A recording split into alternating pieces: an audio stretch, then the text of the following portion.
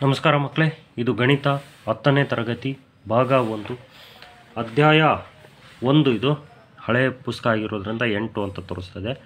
ಅಧ್ಯಾಯ 1 ವಾಸ್ತವ ಸಂಖ್ಯೆಗಳು. ಈ ಪಾಠದಲ್ಲಿ ಈ ದಿನ ನಾವು ಅಭ್ಯಾಸ 8.3ರಲ್ಲಿರ್ತಕ್ಕಂಥ 3 ಲೆಕ್ಕಗಳನ್ನು ಬಿಡಿಸೋಣ. 3ನೇ ಲೆಕ್ಕದಲ್ಲಿ ಮತ್ತೆ 3 ಲೆಕ್ಕಗಳಿದ್ದಾವೆ. ಒಟ್ಟು 5 ಲೆಕ್ಕಗಳು. ಆದರೆ 5 ಲೆಕ್ಕಗಳು ಕೂಡ ಸ್ವಲ್ಪ ಮೈಂಡಿಗೆ ಕೆಲಸ ಕೊಡ್ತಕ್ಕಂಥ ಲೆಕ್ಕಗಳು. √5 ಒಂದು ಅಭಾಗಲಬ್ಧ ಸಂಖ್ಯೆ ಎಂದು ಸಾಧಿಸಿ. √5 ಅನ್ನೋದನ್ನು ಅಭಾಗಲಬ್ಧ ಸಂಖ್ಯೆ ಅಂತಂದೇಳಿ ಸಾಧಿಸೋದಕ್ಕೆ ನಾವು ಊಹೆ ಮಾಡ್ಕೋಬೇಕು. ಏನು ಊಹೆ ಮಾಡ್ಕೋಬೇಕು? √5 ಒಂದು ಭಾಗಲಬ್ಧ ಸಂಖ್ಯೆ ಅಂತಂದೇಳಿ ನಾವು ಊಹಿಸ್ಬೇಕು. ಅಂದರೆ ಇದು ಭಾಗಲಬ್ಧ ಸಂಖ್ಯೆ ಅಲ್ಲ ಅಂತಂದೇಳಿ ಪ್ರೂವ್ ಮಾಡಿದರೆ ಇದು ಅಭಾಗಲಬ್ಧ ಸಂಖ್ಯೆ ಅಂತ ಆಗುತ್ತೆ. ಈಗ ಭಾಗಲಬ್ಧ ಸಂಖ್ಯೆ ಅಂದರೆ ರ್ಯಾಷನಲ್ ನಂಬರ್ ಅಂದರೆ ಏನು ಅಂತ ನಿಮ್ಗೆ ಅಲ್ಲಿ ಗೊತ್ತಿದೆ. ಅಲ್ಲೇ 7ನೇ ಕ್ಲಾಸ್ನಲ್ಲೇ ಬಂದಿತ್ತು ನಿಮಗೆ. ಭಾಗಲಬ್ಧ ಸಂಖ್ಯೆ ಯಾವ ರೀತಿ ಇರುತ್ತೆ? P/Q ರೂಪದಲ್ಲಿರುತ್ತೆ. ಅಂದರೆ ಅಂಶ ಮತ್ತು ಛೇದ ರೂಪದಲ್ಲಿ ಇರ್ತದೆ. ಹಾಗಾಗಿ √5 ನಾವು A/B ಅಂತ ಬರ್ಕೊಂಡ್ವಿ. ಅಲ್ಲಿ A ಮತ್ತು Bಗಳು ಇವು ಪೂರ್ಣಾಂಕಗಳು. ಇದೊಂದು ಕಂಡೀಷನ್ ಇದೆ. A/B ರೂಪ ಅಂದರೆ ಅವು A ಮತ್ತು B ಪೂರ್ಣಾಂಕ ಆಗಿರಬೇಕು. B is not equal to 0 ಆಗಿರಬೇಕು. ಇಲ್ಲಿ B ಅನ್ನೋದು 0 ಆಗಿರಬಾರ್ದು ಅಂತ. ಈಗ ನಾವು A/B ಅಂದಮೇಲೆ ಇಲ್ಲಿ ಯಾವುದಾದ್ರೂ ಸಾಮಾನ್ಯ ಅಪವರ್ತನ ಇವುದಿಂದ ಭಾಗ ಆಗಂಗಿದ್ರೆ ಭಾಗ ಆಗಿ ಬಂದಿರ್ತಾವೆ ಇವು. ಹಾಗಾಗಿ ಇವು ಮತ್ತೆ ಸಾಮಾನ್ಯ ಅಪವರ್ತನವನ್ನು ಹೊಂದಿಲ್ಲ ಇವು. ಹಾಗಾಗಿ ಇವನ್ನ A ಮತ್ತು Bಗಳು ಸಹ ಅವಿಭಾಜ್ಯಗಳು ಅಂತಂದೇಳಿ ನಾವು ಭಾವಿಸೋಣ. ಈಗ ಭಾವಿಸಿದ ಮೇಲೆ ಈ ಒಂದು ಸಮೀಕರಣವನ್ನು ನಾವು ಓರೆ ಗುಣಾಕಾರ ಮಾಡೋಣ. B-ಅನ್ನು ನಾವು √5ಗೆ ಗುಣಿಸಿದಾಗ B√5 = A ಅಂತ ಆಯಿತು. ಇಲ್ಲಿ A ಹಂಗೆ ಉಳಿತು. ಈಗ ಎರಡೂ ಕಡೆ ನಾವು ವರ್ಗಗೊಳಿಸೋಣ, ಅಂದರೆ ಸ್ಕ್ವಯರ್ ಹಾಕೋಣ. 2 ಸತಿ ಗುಣಿಸ್ದಂಗೆ ಸ್ಕ್ವಯರ್. ಈ ಕಡೆಗೂ ಸ್ಕ್ವಯರ್ ಹಾಕಿದ್ವಿ, ಈ ಕಡೆಗೂ ಸ್ಕ್ವಯರ್. ಘಾತ 2 ಸ್ಕ್ವಯರ್ ಅಂದರೆ ಘಾತ 2. ಬಿಗೆ ಘಾತ 2 ಅಂದರೆ B² ಆಯಿತು.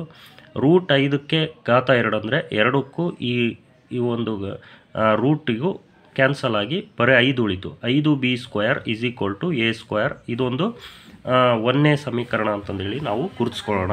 ಇಲ್ಲಿ ಹಂಗಾದರೆ ನಾವು ಇಲ್ಲಿ 5B² = A² ಅಂದರೆ ಇವೆರಡೂ ಕೂಡ 5 ಅನ್ನೋದು ಆಮೇಲೆ B² ಅಂತಕ್ಕಂಥದ್ದು. B²ನಲ್ಲಿ ಮತ್ತೆ B × B ಅಂತ ಆಗುತ್ತೆ.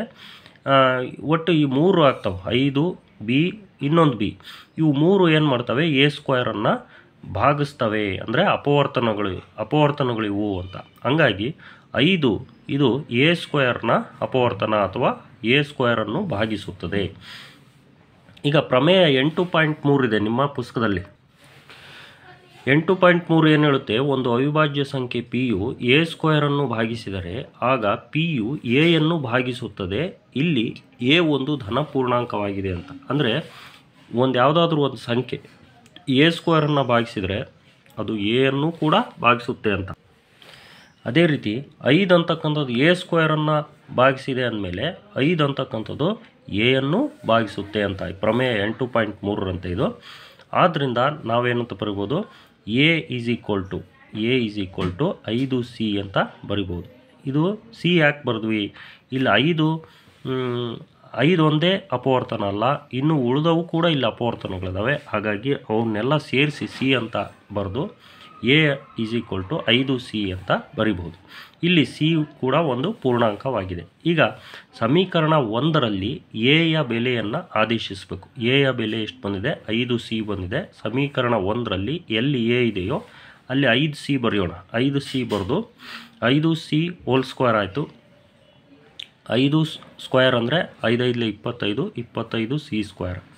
Next 5B² = 25C². ಇಲ್ಲಿ 5 1 5, 5 5 25 ಭಾಗಿಸಿದರೆ B² ಉಳಿತು = 5C² ಉಳಿತು.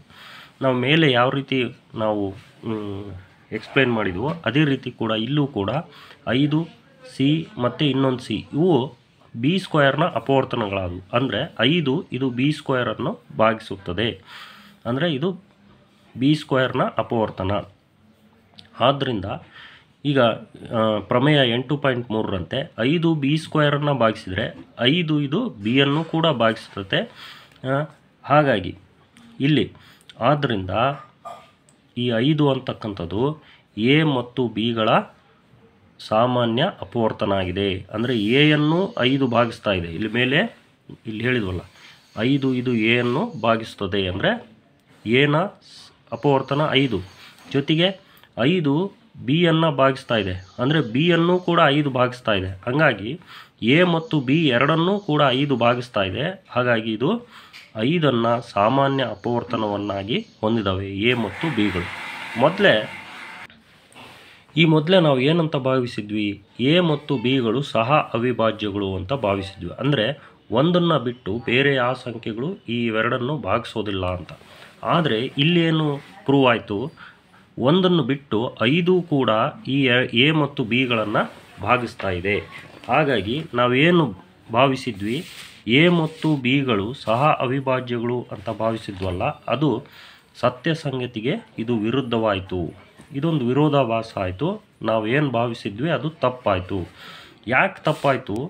ನಾವು √5 ಒಂದು ಭಾಗಲಬ್ಧ ಸಂಖ್ಯೆ ಅಂತಂದೇಳಿ ನಾವು ತಿಳ್ಕೊಂಡು a/b ರೂಪದಲ್ಲಿ ಬರ್ಕೊಂಡ್ವಲ್ಲ, ಆ ಒಂದು ಊಹೆ ತಪ್ಪಾಗಿರೋದ್ರಿಂದ √5 ಇದು ಒಂದು ಭಾಗಲಬ್ಧ ಸಂಖ್ಯೆ ಅಲ್ಲ. ನಾವು ಈ ರೀತಿ ಭಾಗಲಬ್ಧ ಸಂಖ್ಯೆ ಅಂತ ತಪ್ಪಾಗಿ ಊಹೆ ಮಾಡಿರೋದ್ರಿಂದ ಈ ವಿರೋಧಾಭಾಸ ಉಂಟಾಗಿದೆ. ಆದ್ದರಿಂದ ಇದು √5 ಅಂತಕ್ಕಂಥದ್ದು ಭಾಗಲಬ್ಧ ಸಂಖ್ಯೆ ಅಲ್ಲ ಅಂತಂದೇಳಿ ಪ್ರೂವ್ ಆಯಿತು. ಅದು ಭಾಗಲಬ್ಧ ಸಂಖ್ಯೆ ಅಲ್ಲ ಅಂದಮೇಲೆ √5 ಅದು ಅಭಾಗಲಬ್ಧ ಸಂಖ್ಯೆಯಾಗಿದೆ. ಈ ರೀತಿ ಇದನ್ನು ಪ್ರೂವ್ ಮಾಡಬೇಕಾಗುತ್ತೆ. ನಿಮ್ಮ ಪುಸ್ತಕ ಆಮೇಲೆ ಪ್ರತಿ ಯೂಟ್ಯೂಬ್ ವಿಡಿಯೋಗಳಲ್ಲೂ ಕೂಡ ಇದೇ ರೀತಿ ಪ್ರೂವ್ ಮಾಡಿದ್ದಾರೆ. ಮತ್ತು ಮುಂದಿನ ಲೆಕ್ಕಗಳು ಕೂಡ ಇದೇ ರೀತಿ ಇದ್ದಾವೆ ಮಕ್ಕಳೇ. ನೆಕ್ಸ್ಟ್ ಎರಡನೇ ಲೆಕ್ಕ 3 + 2 √5 ಅಂದರೆ √5 ಒಂದು ಅಭಾಗಲಬ್ಧ ಸಂಖ್ಯೆ ಎಂದು ಸಾಧಿಸಿ. ಮೇಲಿನ ಲೆಕ್ಕದ ಹಾಗೆಯೇ ಇದು ಕೂಡ ಒಂದು ಭಾಗಲಬ್ಧ ಸಂಖ್ಯೆ ಅಂತಂದೇಳಿ ನಾವು ಊಹಿಸ್ಕೊಂಡು ನಮ್ಮ ಊಹೆ ತಪ್ಪಾಗಿದೆ ಅನ್ನೋದನ್ನು ನಾವು ಪ್ರೂವ್ ಮಾಡಿದರೆ ಅದು ಅಭಾಗಲಬ್ಧ ಸಂಖ್ಯೆ ಅಂತ ನಾವು ಸಾಧಿಸ್ದಂಗೆ ಆಗುತ್ತೆ. ಈ ಒಂದು ಸಾಧನೆಗಿಂತ ಮುಂಚೆ ನಾವು ಏನು ಸಾಧನೆ ಮಾಡಿದ್ವಿ, √5 ಒಂದು ಅಭಾಗಲಬ್ಧ ಸಂಖ್ಯೆಯಾಗಿದೆ ಅಂತಂದೇಳಿ ನಾವು ಸಾಧಿಸಿದ್ವಿ. ಅದ್ರ ಜೊತೆಗೆ √2 ಆಗ್ಬೋದು, √3 ಆಗ್ಬೋದು, √4 ಆಗ್ಬೋದು, ಯಾವುದೇ ಸಂಖ್ಯೆ ಆಗಲಿ ಅವು ಕೂಡ ಅಭಾಗಲಬ್ಧ ಸಂಖ್ಯೆಗಳೇ ಅಂತಂದೇಳಿ ಪ್ರೂವ್ ಆಗಿದ್ದಾವೆ ಅನ್ನೋದನ್ನು ನಿಮ್ಮ ಗಮನದಲ್ಲಿ ಇಟ್ಕೊಳ್ರಿ. ಈಗ 3 + 2 √5 ಒಂದು ಅಭಾಗಲಬ್ಧ ಸಂಖ್ಯೆ ಅಂತ ಸಾಧಿಸೋಕ್ಕಿಂತ ಮುಂಚೆ ನಾವೇನು ಮಾಡ್ಕೋಬೇಕು, ಇದು ಒಂದು ಭಾಗಲಬ್ಧ ಸಂಖ್ಯೆ ಅಂತಂದೇಳಿ ನಾವು ಊಹೆ ಮಾಡ್ಕೊಳ್ಳೋಣ. ಈ ಭಾಗಲಬ್ಧ ಸಂಖ್ಯೆ ಅಂದಮೇಲೆ ಆ ಭಾಗಲಬ್ಧ ಸಂಖ್ಯೆ ಯಾವ ರೂಪದಲ್ಲಿರುತ್ತೆ, a/b ರೂಪದಲ್ಲಿ ಇರುತ್ತೆ. ಅಂದರೆ ಅಂಶ ಮತ್ತು ಛೇದದ ರೂಪದಲ್ಲಿರುತ್ತೆ. ಹಾಗಾಗಿ 3 + 2 √5 ಒಂದು ಭಾಗಲಬ್ಧ ಸಂಖ್ಯೆ ಅಂತೇಳಿ ನಾವು ಊಹೆ ಮಾಡ್ಕೊಂಡ್ಮೇಲೆ ಅದು a/b ರೂಪದಲ್ಲಿ ಇರೋದಕ್ಕೆ ಸಮನಾಗುತ್ತೆ. ಇಲ್ಲಿ a ಮತ್ತು bಗಳು ಪೂರ್ಣಾಂಕಗಳು, b ಅನ್ನೋದು 0 ಆಗಿರೋಲ್ಲ, ಅಂದರೆ 0ಗೆ ಸಮ ಆಗಿರೋಲ್ಲ. ಅದು ಒಂದು ಕಂಡೀಷನ್. ಈ ಒಂದು ಭಾಗಲಬ್ಧ ಸಂಖ್ಯೆ ಅನ್ನೋದಕ್ಕೆ a ಮತ್ತು bಗಳು ಪೂರ್ಣಾಂಕಗಳಾಗಿರಬೇಕು. ಈಗ ಈ ಒಂದು ಸಮೀಕರಣವನ್ನು ನಾವು ಬಿಡಿಸೋಣ. √5 ಮಾತ್ರ ಇಲ್ಲಿ ಉಳಿಸ್ಕೊಳ್ಳೋಣ. ಹಾಗಾಗಿ 3 ನಾವು ಈ ಕಡೆ ಕಳಿಸಿದರೆ ಈ +3 ಇರೋದು -3 ಆಯಿತು. ಅದಾದ ನಂತರ 2 ಈ ಕಡೆ ಕಳಿಸಿದರೆ ಇಲ್ಲಿ 2 ಗುಣಾಕಾರದಲ್ಲೈತೆ, ಈ ಕಡೆಗೆ ಬಂದರೆ ಭಾಗಾಕಾರ ಅಂದರೆ ಛೇದದಲ್ಲಿ ಬರುತ್ತೆ. ಅಂದರೆ 2ನೇ 1 × a/b -3. ಇದು √5 ಇದಕ್ಕೆ ಸಮ ಆಗಿದೆ. ಅಂದರೆ ಇಲ್ಲಿ a ಮತ್ತು bಗಳು ಇದರಲ್ಲಿರ್ತಕ್ಕಂಥ a ಮತ್ತು bಗಳು ಪೂರ್ಣಾಂಕಗಳಾಗಿರೋದ್ರಿಂದ ಈ ಒಂದು ಸಂಖ್ಯೆ ಯಾವುದು, 2ನೇ 1 a/b -3 ಇದು ಭಾಗಲಬ್ಧ ಆಗೈತೆ. ಈ ಸಂಖ್ಯೆ ಭಾಗಲಬ್ಧ ಆಗಿರೋದ್ರಿಂದ ಇದಕ್ಕೆ ಸಮನಾಗಿರ್ತಕ್ಕಂಥ √5 ಅಂತೆಯೇ √5 ಇದು ಕೂಡ ಭಾಗಲಬ್ಧವಾಗೈತೆ. ಆದರೆ ಈಗ ನಾವೇನು ಪ್ರೂವ್ ಮಾಡಿದ್ವಿ, √5 ಭಾಗಲಬ್ಧ ಅಂತಂದೇಳಿ ಪ್ರೂವ್ ಆಗೈತೆ. ಆದರೆ ಇದು ತಪ್ಪು. ಯಾಕೆ?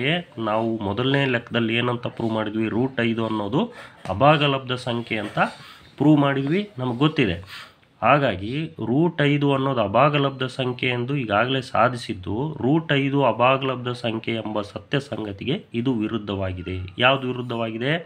√5 ಒಂದು ಭಾಗಲಬ್ಧ ಸಂಖ್ಯೆ ಅನ್ನೋದು ವಿರುದ್ಧವಾಗಿದೆ. ಹಾಗಾಗಿ 3 + 2√5 ಒಂದು ಭಾಗಲಬ್ಧ ಸಂಖ್ಯೆ ಎಂಬ ನಮ್ಮ ಊಹೆ ತಪ್ಪಾಗಿರೋದ್ರಿಂದ ಈ ವಿರೋಧಾಭಾಸ ಉಂಟಾಗಿದೆ. ನಾವು ಮೇಲ್ಗಡೆ ಏನಂತ ನಾವು ಊಹೆ ಮಾಡ್ಕೊಂಡ್ವಿ, 3 + 2√5 ಒಂದು ಭಾಗಲಬ್ಧ ಸಂಖ್ಯೆ ಅಂತ ಊಹೆ ಮಾಡ್ಕೊಂಡ್ವಿ. ಈ ಊಹೆ ಮಾಡ್ಕೊಂಡಿದ್ದರಿಂದಲೇ √5 ಭಾಗಲಬ್ಧ ಅಂತ ಬಂತು. ಇದು ವಿರೋಧಾಭಾಸ ಉಂಟಾಗಿಬಿಟ್ಟೈತೆ. ಹಾಗಾಗಿ ನಾವು ಊಹೆ ಮಾಡಿರೋ ತಪ್ಪು. ಆದ್ದರಿಂದ 3 + 2√5 ಇದು ಭಾಗಲಬ್ಧ ಸಂಖ್ಯೆ ಅಲ್ಲ, ಇದು ಒಂದು ಅಭಾಗಲಬ್ಧ ಸಂಖ್ಯೆ ಎಂದು ನಾವು ತೀರ್ಮಾನಿಸುತ್ತೇವೆ. ನೆಕ್ಸ್ಟ್ 3ನೇ ಲೆಕ್ಕ, ಈ ಕೆಳಗಿನ ಸಂಖ್ಯೆಗಳು ಅಭಾಗಲಬ್ಧಗಳೆಂದು ಸಾಧಿಸಿ. ಇಲ್ಲಿ 1ನೇ ಲೆಕ್ಕ √2ನೇ 1. ಈ √2ನೇ 1 ಕೂಡ ಸೇಮ್ ನಾವು 2ನೇ ಲೆಕ್ಕ ಯಾವ ರೀತಿ ನಾವು ಮಾಡಿದ್ವೋ ಅದೇ ರೀತಿ ನಾವು ಇದನ್ನು ಮಾಡಬೇಕಾಗುತ್ತೆ. √2ನೇ 1 ಇದು ಒಂದು ಭಾಗಲಬ್ಧ ಸಂಖ್ಯೆ ಅಂತಂದೇಳಿ ನಾವು ಭಾವಿಸೋಣ.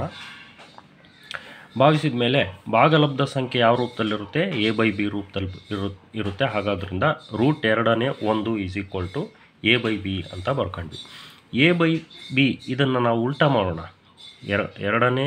√2ನೇ 1 ಉಲ್ಟಾ ಮಾಡಿದರೆ 2ನೇ 1 ಮೇಲೆ ಕೆಳಗಡೆ 1 ಆಗುತ್ತೆ.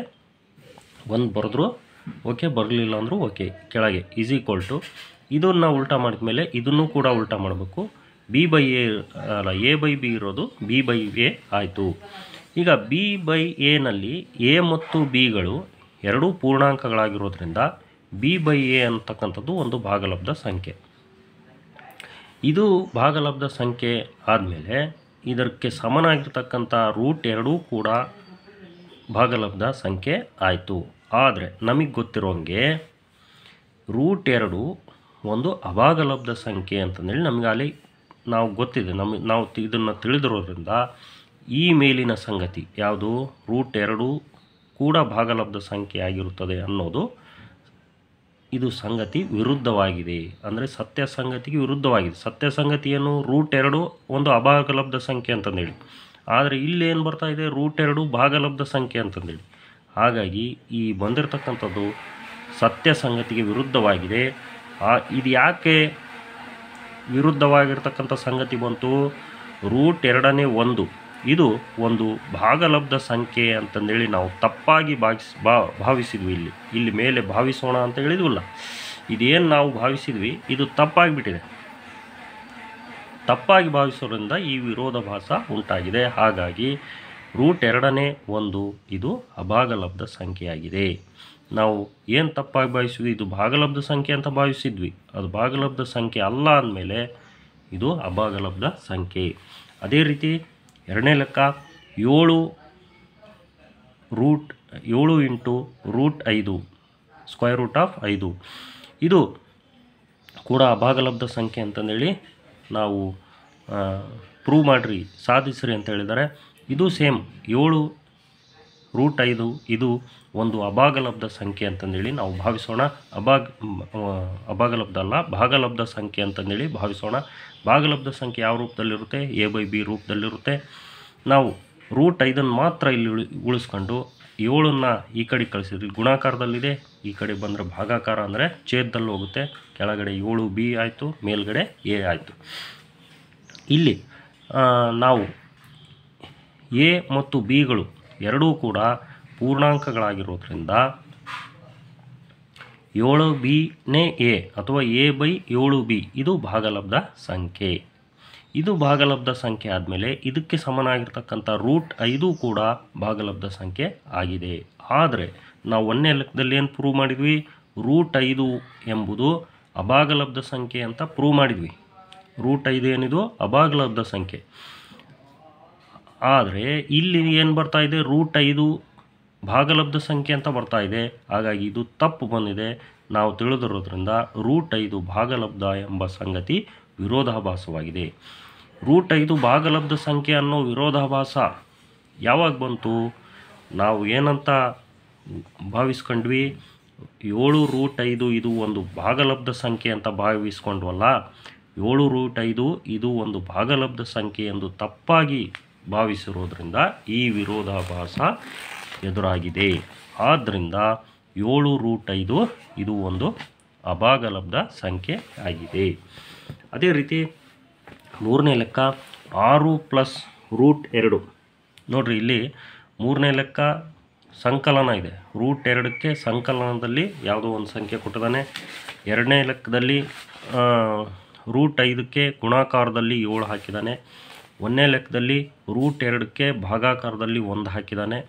ನಾವು ಗುಣಾಕಾರ ಆಗಲಿ ಭಾಗಾಕಾರ ಆಗಲಿ ಮೈನಸ್ ಆಗಲಿ ಪ್ಲಸ್ ಆಗಲಿ ರೂಟ್ 2 ಅಥವಾ ರೂಟ್ನಲ್ಲಿ ಯಾವುದಾದ್ರೂ ಅವಿಭಾಜ್ಯ ಸಂಖ್ಯೆ ಇದ್ದರೆ ಅದ್ರ ಜೊತೆಗೆ ಯಾವುದೇ ಒಂದು ಸಂಖ್ಯೆಗಳನ್ನು ಗುಣಿಸೋದಾಗಲಿ ಭಾಗಿಸೋದಾಗಲಿ ಕೂಡೋದಾಗಲಿ ಕಳೆಯೋದಾಗಲಿ ಮಾಡಿದರೂ ಕೂಡ ಅವು ಕೂಡ ಅಭಾಗಲಬ್ಧ ಸಂಖ್ಯೆಗಳೇ ಅನ್ನೋದನ್ನು ನಾವು ನೆನಪಲ್ಲಿ ಇಟ್ಕೊಂಡಿರ್ಬೇಕು.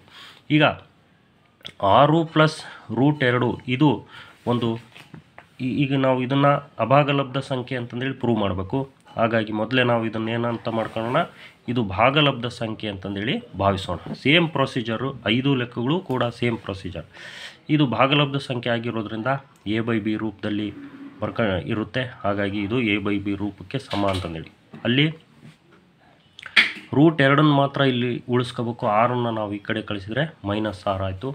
ಇಲ್ಲಿ a ಮತ್ತು bಗಳು ಪೂರ್ಣಾಂಕಗಳಾಗಿರೋದ್ರಿಂದ a/b -6 ಅಂತಕ್ಕಂಥದ್ದು ಭಾಗಲಬ್ಧ ಸಂಖ್ಯೆ ಆಯಿತು. ಇದು ಭಾಗಲಬ್ಧ ಸಂಖ್ಯೆ ಆದಮೇಲೆ ಇದಕ್ಕೆ ಸಮನಾಗಿರ್ತಕ್ಕಂಥ ರೂಟ್ 2 ಕೂಡ ಭಾಗಲಬ್ಧ ಸಂಖ್ಯೆ ಅಂತಂದೇಳಿ ಆಗುತ್ತೆ. ಆದರೆ ರೂಟ್ 2 ಅನ್ನೋದು ಒಂದು ಅಭಾಗಲಬ್ಧ ಸಂಖ್ಯೆ ಅಂತಂದೇಳಿ ನಮಗೆ ಈಗಾಗಲೇ ತಿಳಿದಿರೋದ್ರಿಂದ ರೂಟ್ 2 ಒಂದು ಭಾಗಲಬ್ಧ ಸಂಖ್ಯೆ ಎನ್ನುವುದು ವಿರೋಧಾಭಾಸವಾಗಿದೆ. 6 ಪ್ಲಸ್ ರೂಟ್ 2 ಇದು ಒಂದು ಭಾಗಲಬ್ಧ ಸಂಖ್ಯೆ ಎಂದು ನಾವು ತಪ್ಪಾಗಿ ಭಾವಿಸಿರುವುದರಿಂದ ಈ ವಿರೋಧಾಭಾಸ ಎದುರಾಗಿದೆ. ಹಾಗಾಗಿ ನಾವೇನು ಭಾವಿಸಿದ್ವಿ ಅದು ತಪ್ಪಾಯಿತು. ಹಾಗಾಗಿ ನಾವು ಏನಂತ ಪ್ರೂವ್ ಮಾಡಿದ್ವಿ, ಈಗ 6 ಪ್ಲಸ್ ರೂಟ್ 2 ಇದು ಒಂದು ಭಾಗಲಬ್ಧ ಸಂಖ್ಯೆಯಾಗಿದೆ. ಇಲ್ಲಿಗೆ ವಿದ್ಯಾರ್ಥಿಗಳೇ ಅಭ್ಯಾಸ 8.3 ಅಲ್ಲ, ಅಭ್ಯಾಸ 1.2 ಇದು ಮುಗೀತು. ಇಲ್ಲಿಗೆ ಮುಂದಿನ ಪಾಠದ ವಿಡಿಯೋವನ್ನು ಮುಂದಿನ ಲೆಕ್ಕದಲ್ಲಿ ಮಾಡೋಣ ಮಕ್ಕಳೇ. Good luck.